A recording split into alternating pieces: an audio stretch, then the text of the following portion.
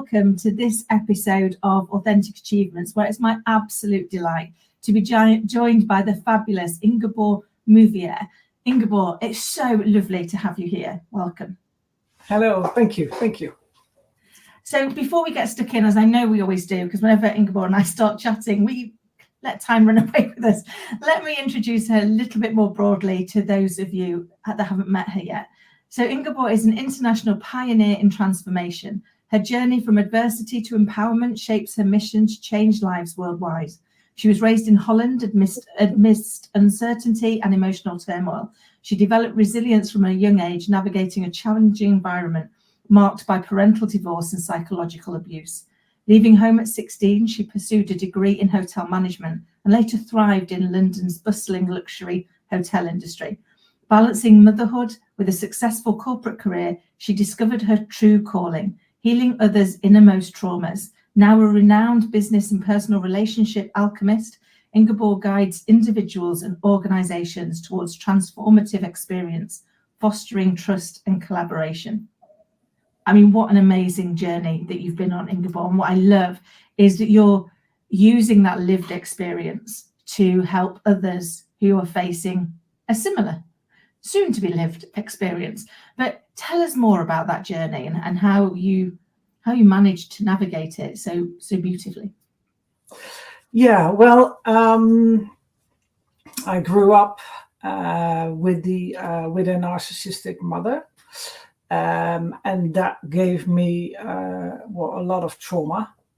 And obviously, because I was young, I couldn't leave the house. I did leave eventually at 16 to live on my own, which was good in a sense because I got some peace and quietness. But obviously, I had to learn myself. Actually, I grew up myself. I couldn't rely on her, and being in that environment is very, very toxic. So you start developing a lot of survival mechanisms, which I did. I dissociated. That's tapping outside your feelings and putting them aside. Rationalizing in my head. So I'm very good at analyzing and surviving. Actually, making my life. So I started studying and I continued, and I always, part of me always felt that it wasn't right what she did, but obviously they're very convincing, and it's your mother, she's very dominant, so yeah, part of me accepted it as well. So I sought out help. Went to therapy to refine my identity and to undo the things she did to me, get my self-esteem and heal my inner child, the wound which was there. So that took some time as well. That's not like, sort of 1 week or whatever. It took some different types of therapy as well back then. To get to the place where I am now, actually. Wow. I mean, that's quite a journey. And I was just thinking when you were chatting earlier, it sounds like you've developed a skill that I think a lot of us, particularly women, have to develop, which is the constant risk assessment of which is going to be the least dangerous course of action. Can I walk down here? Can I do this? But obviously on a much greater scale. And to have to go out into the world on your own and try and manage everything at 16, that's quite an undertaking. Yeah, funnily enough, I didn't realize it. Yeah. I mean, I told my sons the other day, my oldest son is leaving the house for his studies in 2 weeks' time. He's 20 now. We spoke about it when he was 18, and he said, "Oh no, but I can't. I'm still too sort of dependent on you." Now he can, but I told him they know that I did that on 16, and I thought I can't even imagine how that is. But I was so self-sufficient, self-reliant. I had to do it on my own because I had to do a lot of things, like now cooking and doing the washing and groceries and stuff like that, cleaning. So for me, it wasn't, strangely as it may sound, it wasn't a big change. It was more quiet. And I guess it's that, when there is somebody there, even if you're the one having to do it, you at least know you're not in the house on your own. So I don't know what comfort that gives me. I live on my own with a 7-year-old, so I still have to do all of the things. But just the fact that you know that you're not completely on your own, on some level, gives me an extra level of resilience. And I'm thinking, I'm significantly older than 60. I'm 51. I can't begin to imagine, and thinking about my friends' children and brothers' children who are similar age. I can't begin to comprehend what that must have felt like. Yeah, it felt very lonely in a sense. But I think I sort of realized later on that I felt so lonely because I was so used to it. From a very young age, I had so many things I had to find out for myself, choose a college, things like that, which you normally do with your parents. You talk about it, you go. I had to apply for my college myself. I had to find out, like the hotel business as well. That's the thing, it's very broad study, so it was a good one. But normally discuss that. You go to like these evenings and days and you can find out. I choose myself. Sort of little things, but really big things in itself. So there's a lot of loneliness. I felt alone a lot of times, and I'm very resilient starting there, doing things on my own, very hyper independent. That's what I call it. And one of the things you talked about earlier, having to go back and do different forms of counselling to address what had been done, and actually how we make it, how we then interpret it, because we create those personalities, don't we? When by the age of 7, and then we enforce them at the age of 14, and we embed them at the age of 21. And if we don't go back and redo the work, I always call it the update your operating system. As I said, I'm 51. So if I hadn't touched mine since I was 21, I'm running on 30-year-old out-of-date software. That probably's got more than the odd bug in it that needs me to go back and look at it. But going back and looking at it, it's no easy feat, is it? No, it's not. And you really need someone to guide you there, because it has to be like emotionally safe.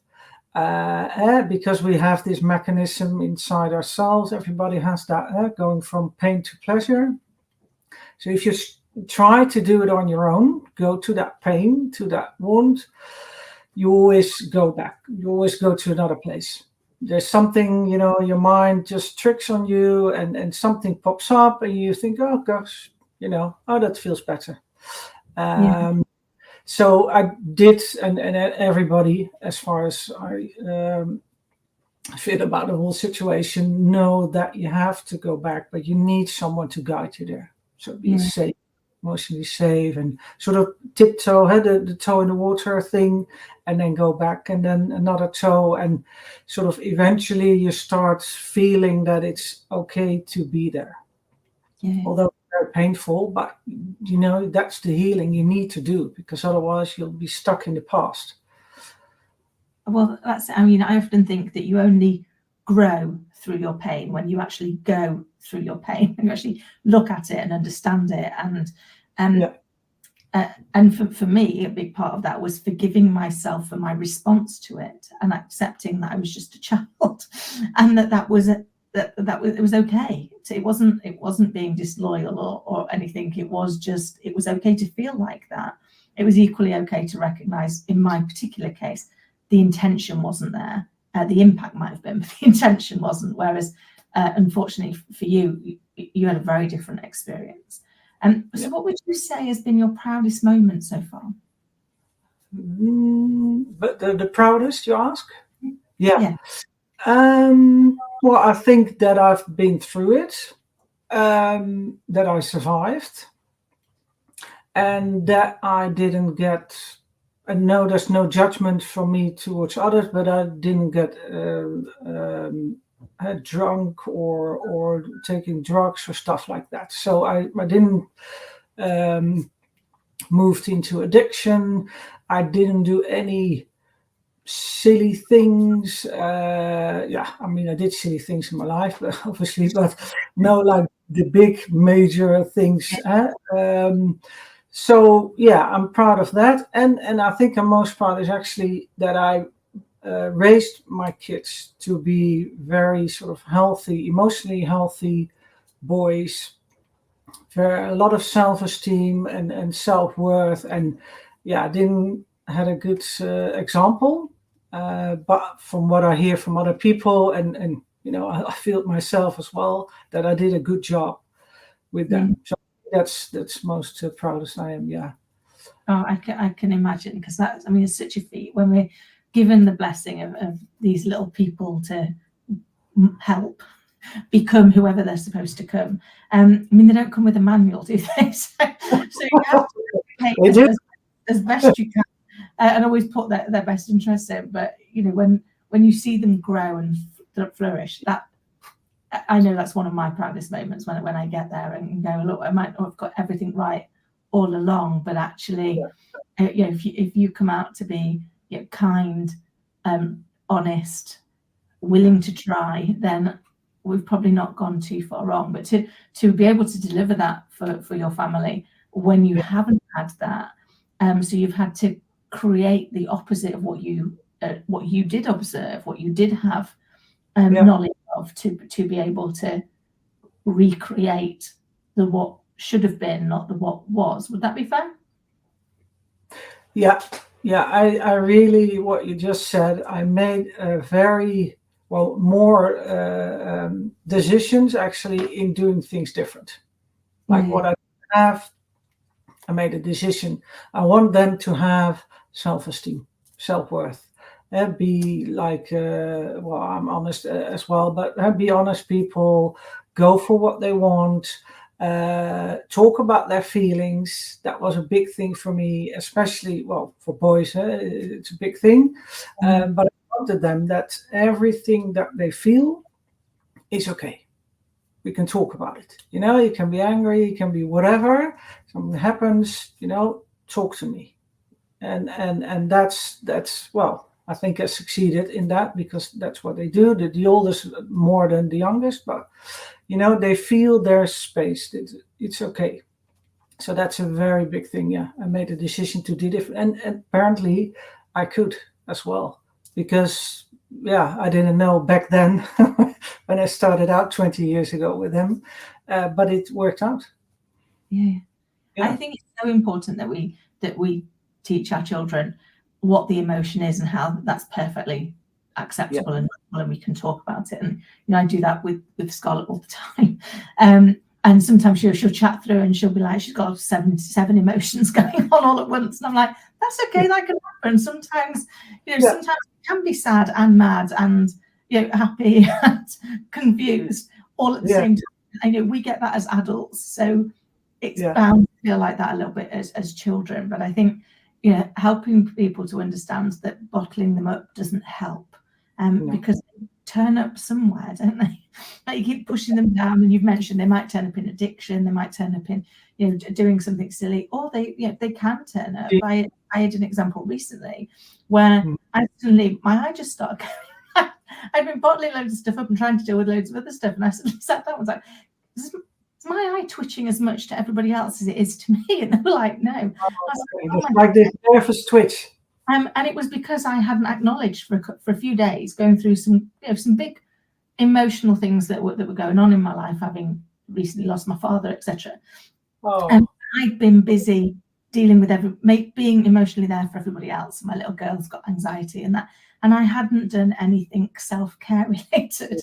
And your body steps in, doesn't it, and goes, hello, tactical time out. If you don't take a moment, I will make you stop. And for me, fortunately, I've been doing a lot of the work, so I acknowledged it very quickly and did something about it. But I've seen examples of that for people where it has literally floored them because they weren't willing to look at it as it along the way. Yeah. I can relate to that in a different way, but I had like 5 ear operations on the left side. Yeah. The left one. And I know that the left side is your feeling side. If you look at it as sort of different modality, left side feeling, and this is the rational side, the right hand side. And thinking back, then I think it's something in my body that thought, because I couldn't hear, I had ear infections, and then it stayed there, and eventually my hearing was really bad. And I was thinking back, that I thought, well, maybe that's just the body wants to shut down. Okay, I can't, I'm not able to feel because I wasn't allowed, because I had to be different all the time. Okay. And the shouting and everything she said to me, the nasty words and stuff like that, I think I just sort of shut off. Yeah. Because it wasn't like a sort of medical reason why I would get what I got.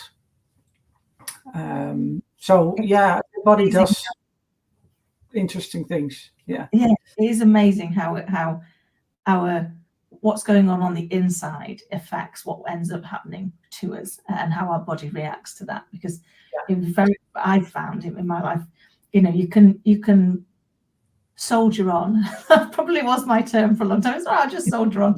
I had a friend once who said, I can't decide if you're incredibly strong or incredibly stupid. I was like, probably both in equal measures, if I'm honest. But I'll just focus on the thing I can do, because I can't deal with that, or I don't have an answer to it. I don't know where it's going to go.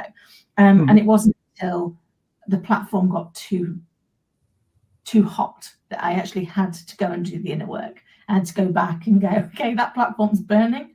I now need to do something different. And that journey back inward was probably my most challenging ever, but one of my most rewarding ever as well, because you were granted the freedom to let go of all of those beliefs that no longer served you.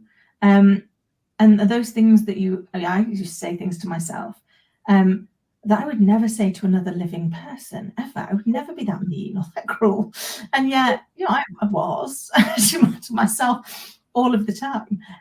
And so I think, once you've done that, once you've given yourself that gift of going back,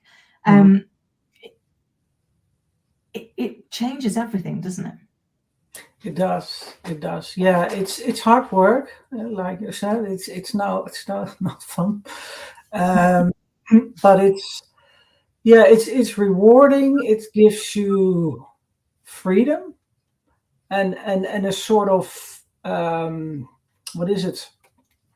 A solid feeling. It's sort of unmovable inside. You know yourself. You know your boundaries. It gives you peace. It's not maybe the good word, but that's what it does. It's a sort of quietness, calmness, strength, and from that place you can make decisions, which is good for you. And gives you space, freedom, things. It's really good. It's the calmness. Maybe it's not the good word, but that's what comes to mind.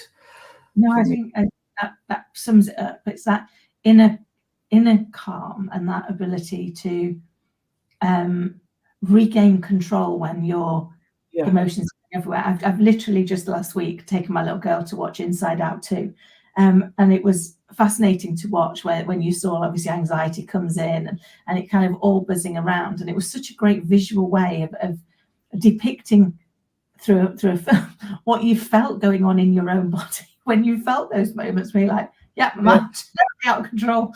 Everything, I'm kind of risk assessing 9 million possibilities, of which probably 8.5 million are very unlikely, but I'm still doing it. And then being able to kind of regain that control. So it was fascinating to watch, having kind of gone through those parts. But I think these are things where we learn the lesson when we've gone through it, don't we? And you've gone through so many. What would you say has been the greatest lesson you've learned so far? Never to put your feelings aside. Listen to that, yeah, if you want to call it intuition or your feeling world or your knowing, whatever you call it, doesn't matter. But that bit, because it's true for you. Anyone can say anything about it, but for you, it's the truth. It's good for you. And that's what you need to feel. And that's that calmness and everything. And yeah, that will be my biggest. I love that. It's a great lesson to learn, because very often we get a gut feeling about something and then immediately tell ourselves we've got to ignore that. We've got to rationally work out where we're going, what the options are, and actually where does this fit in the greater scheme of things. And there's been many times when I've been interviewing people as well, there's been many times where they go, I wish I just trusted my gut instinct. My gut instinct was always right. And actually when I ignored it and knew I was going in the opposite direction, it never worked out the way I expected it to. It always brings it back round in a different space, doesn't it? And it's like, but that again takes some changing. We think that we are perfectly rational, logical beings, and yet our emotional brain responds 24 times faster than our thinking brain. So we're never responding to what's happening. We're always responding to what we made it mean. And for me, that's been one of my greatest questions to ask myself in the moment is, what's actually happening and what have I made it mean? Because I then pull myself back from, oh yeah, you're over here, you've made it mean something. You've attached an emotional reference point to it, and now you're pulling it into those parts versus this is what's actually happening right now. So can I deal with just that? And sometimes you can't compartmentalize. Sometimes it's not right to do so, but I find having that ability to be able to go, maybe now's not the right time to deal with that. It needs to be dealt with today, but it can be dealt with later on today, allows me to navigate more challenging situations. Yeah, you can always go back, because if you haven't dealt with it, it's still in your system, and the energy is still there. And until you give it the time and the attention it needs, it will stay there. Yeah. And that's what you just said. Your body is going to give you signals like, okay, are you going to do something about it? Are you going to do something? And the signals will become bigger and bigger. Because you have to deal with it. That's the only way to move forward in a healthy sense. Yeah. Just acknowledge the feeling. You don't have to change it. You don't have to analyze it or anything. That's what we want, but you don't. It's just the attention. That's the focus on that, the attention, and then it can, get space. It's okay. That's there, and then we can move on. I love that.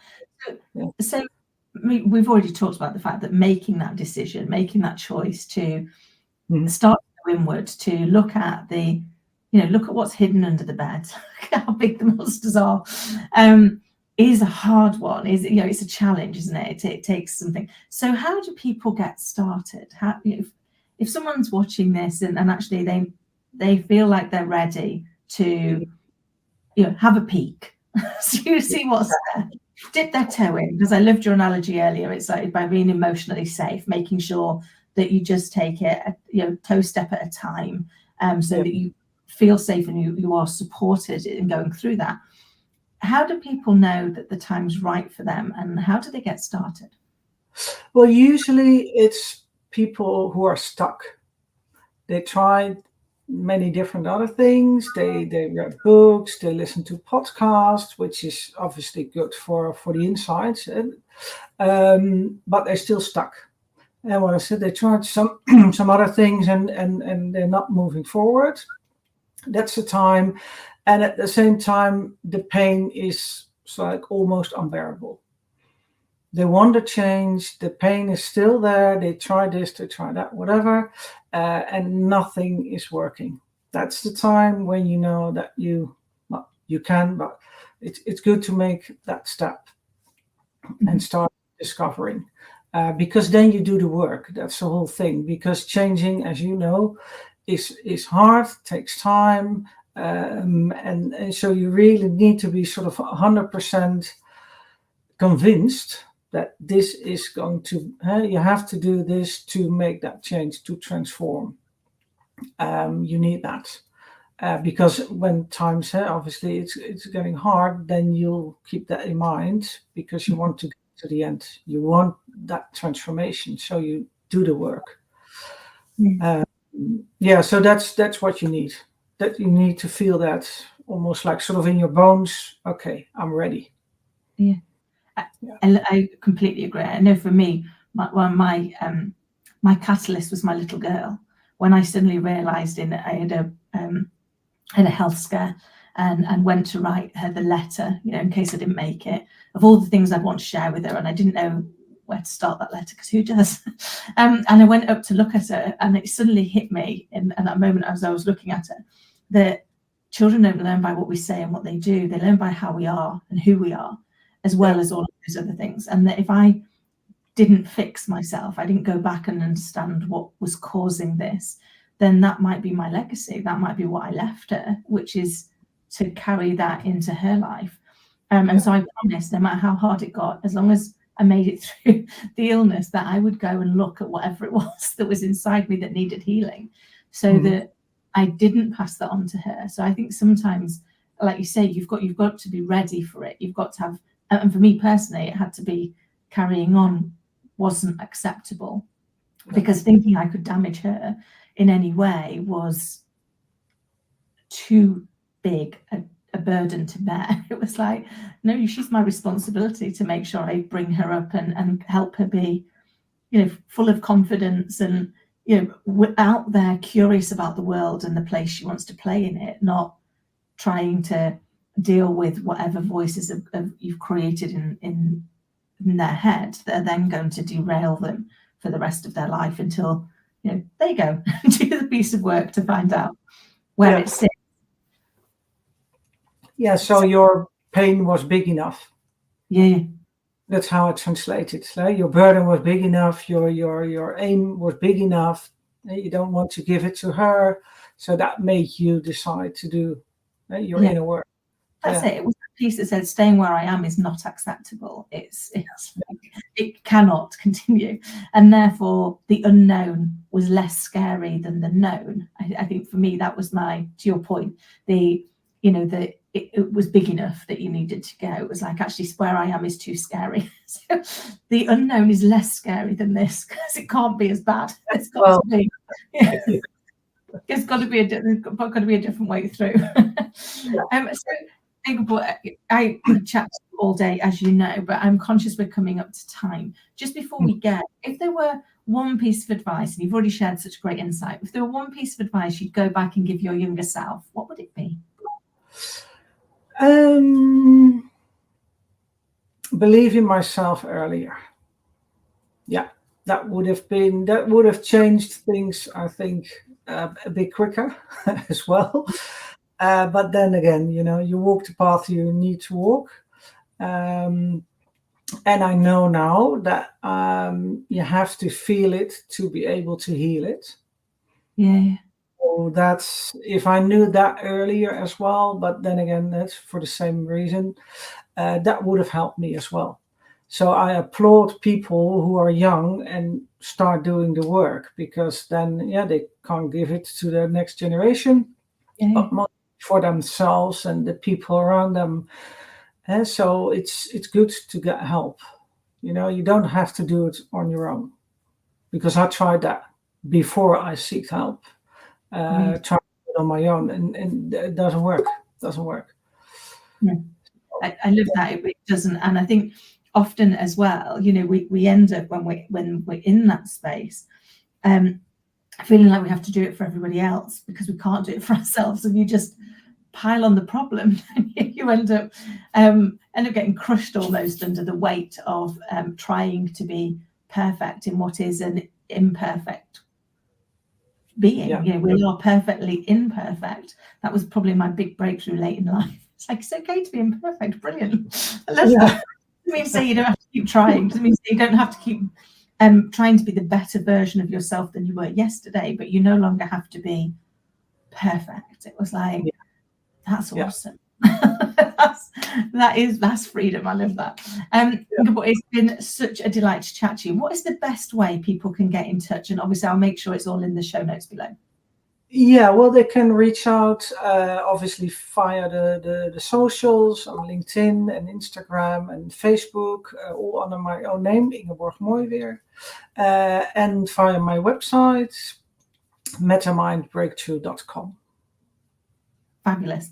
Ingeborg, it's been an absolute joy. I look forward to next time. And thank you to everybody watching and listening. The details of how to connect with Ingeborg are all in the show notes below. And we'd love to hear how you felt about the episode. Until next time, take care. Thank you.